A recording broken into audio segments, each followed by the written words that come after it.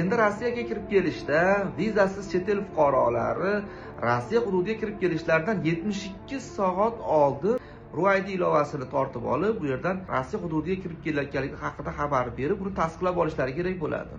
Rossiya aviakompaniyalaridan Pobeda havo yo'llarida bilet xarid qilingandan keyin o'sha darrov xabarni berilyapti. 72 soat avval o'zingiz haqingizda RUID ilovasidan xabarini bering, aks holda siz mana shu mamlakatga qo'ymay qo'yishlari mumkin degan o'sha Rossiya havo yo'llarida Pobeda aviakompaniyasi bu haqda ogohlantirish berishni boshladi.